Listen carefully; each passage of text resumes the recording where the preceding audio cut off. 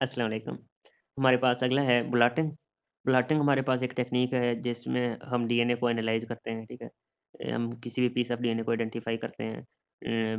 इसके अलावा हम डिफरेंट म्यूटेशंस का भी पता चला लेते हैं, ठीक है? डायग्नोसिस के लिए भी यूज़ कर सकते हैं, ठीक है?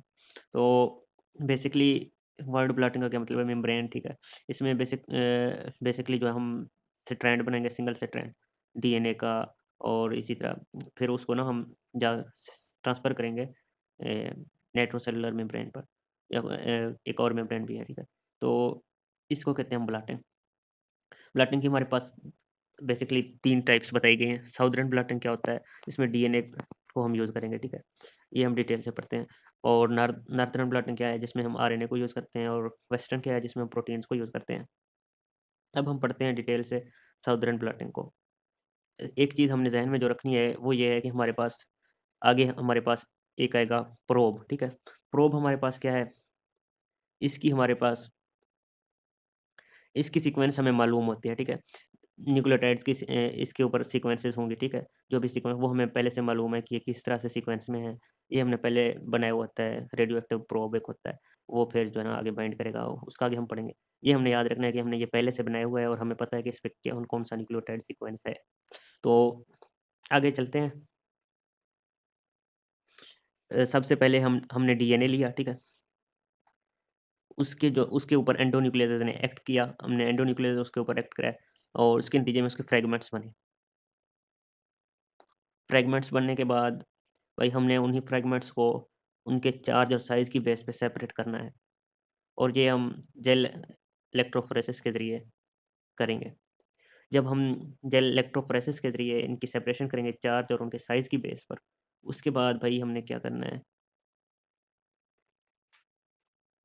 उसके बाद हमने करना है भाई देख लिखता हूँ इलेक्ट्रोफोरेसिस। उसके बाद इलेक्ट्रोफोरेसिस के बाद हमने डीनेचर करना है। ये ना मतलब ये है कि उसको सिंगल स्ट्रैंड करना है, डीनेचर। उसके बाद हमारे पास एक स्ट्रैंड बन गया, बच गया। 2 मतलब स्ट्रैंड सेपरेट करने हैं, ठीक है? और फिर उसके बाद हमने उनमें से एक स्ट्रैंड को ट्रांसफ़र करना है नाइट्रोसेलुलर मेम्ब्रेन पर, जो भी मेम्ब्रेन लिखा हुआ है। तो अब हम इस मेम्ब्रेन पर जब ट्रांसफ़र करेंगे, फिर उसके बाद जो है ना भाई, हमारा इधर से आएगा प्रोब।